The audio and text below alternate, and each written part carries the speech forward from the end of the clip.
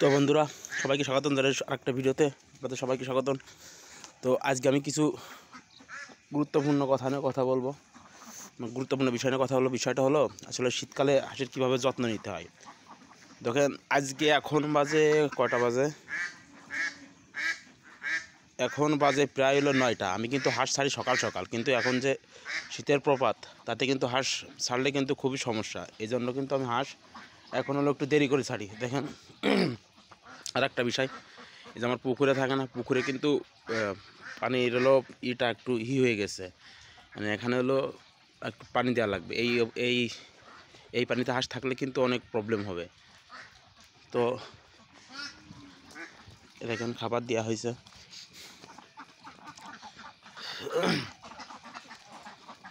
আর হাঁসের জন্য হাঁসের থাকার স্থানটা যদি ভালো না হয় তাহলে কিন্তু হাঁস থেকে কাঙ্ক্ষিত ফলাফল পাওয়া যায় না। আর একটা বিষয়, শীতকালে এই যে সকাল সকাল হাঁস ছাড়লে কিন্তু অনেক প্রবলেম হয়।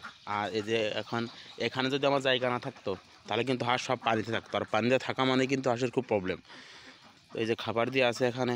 তো একটা ভাই আমাকে কমেন্ট করছেন যে আপনি কয় কেজি খাবার দেন। তো ভাই আমি হলো এখানে সকালে 16 কেজি মতো খাবার এখানে দেওয়া থাকে, মানে আমি 2 বেলা খাবার দিই, তো সকালবেলা আর হলো বিকালবেলা এখানে খাবার দেওয়া থাকে।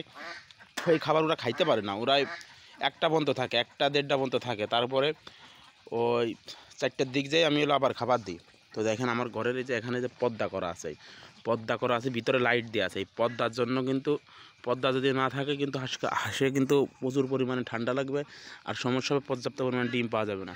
তারপরেও আমার হলো এই যে সকাল সকাল হাঁস ছাড়তাম, এই 2-3 দিন হলো আমি একটু গাফিলতি করছি।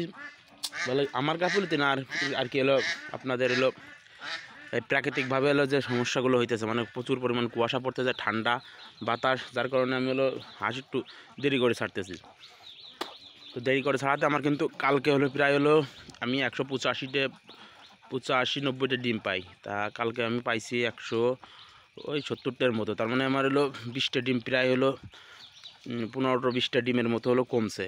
তো আজকে আমি দেখাবো, দেখি আজকে কয়টা কমছে না বাড়ছে।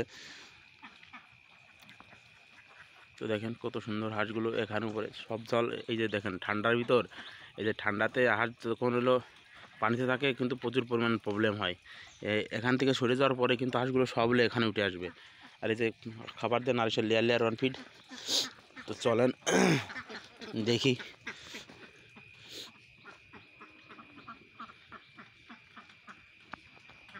তো ভিউয়ার্স আর একটা বিষয় দেখেন, আমি ঘরে আসলাম, তো দেখেন আমার ঘরের অবস্থা কি। দেখেন সামান্য একটা ভুলের জন্য কিন্তু আজকে আমার কিন্তু ডিমই নাই।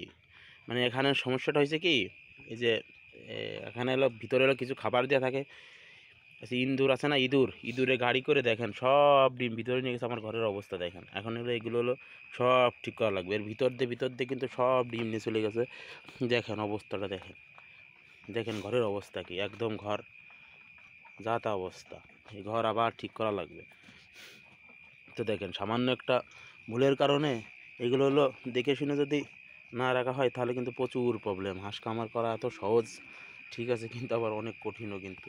তো দেখেন এই সব ডিম এই যে 1 বালতি ডিম সব এই ঘরের ভিতরে এসে, ঘরের ভিতরে এসে দেখি কোনো ডিম নাই। তো কোথায় গেল ডিম? তো ডিম হলো সব যে ইঁদুরে নিয়ে গেছে। এই যে অবস্থা দেখেন, এই গাড়ি আছে আর এদিক গেছে, আর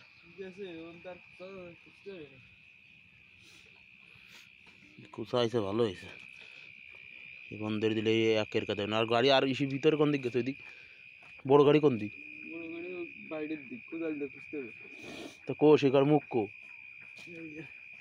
আসছে হ্যাঁ ভিতরে।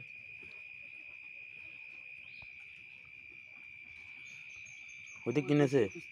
হ্যাঁ কোদাল নিয়ে এসে খুঁজতে হবে। তো দেখেন ঘরের অবস্থা একদম।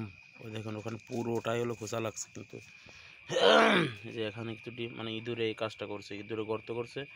দেখেন ডিম এখানে কিছু আছে ওই বালতিতে উঠানো। তারপরও আজকে ডিম আরও 15টা মতো ডিম হলো কম। তো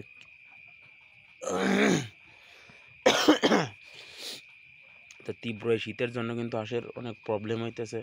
হাঁস খাবার কিন্তু কম খাইতেছে, তারপর আমি দেখি গাড়ির ভিতরে হলো আরও আছে নাকি ডিম, ওটা কোদাল এনে দেখা লাগবে যে গাড়ির ভিতরে ডিম আছে কিনা। তো ওই দেখেন বাইরে একটা ডিম পাড়ছে হাঁসে, ওই যে ওখানে একটা ডিম পাড়ছে বাইরে। তো কিছু কিছু ডিম পাড়ে বাইরে, কিন্তু হাঁসে কিছু কিছু ডিম পাড়ে। তো দেখেন আজকে অনেক সমস্যা।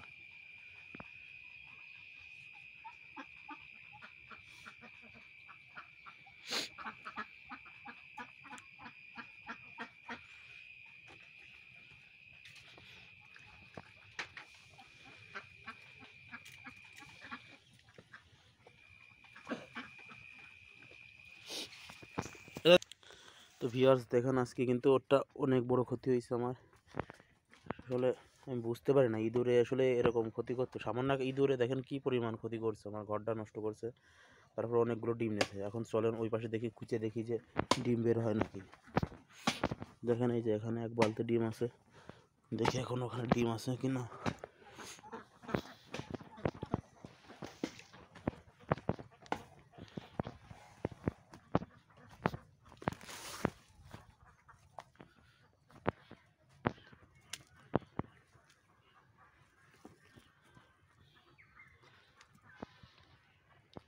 পাইছেন না?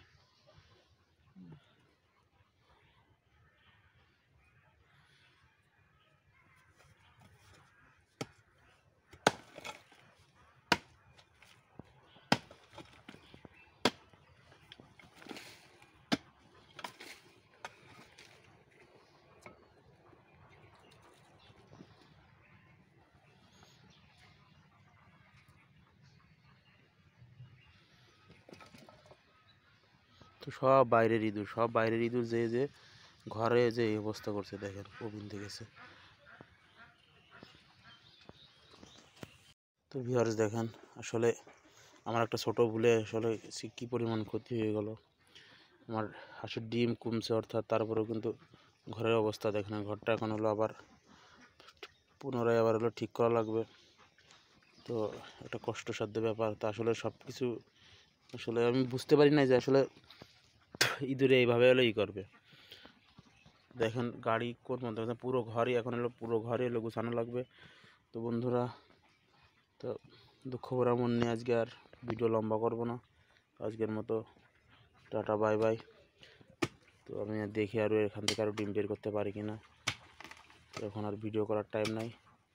তো সবাই ভালো থাকবেন আর আমার জন্য দোয়া করবেন।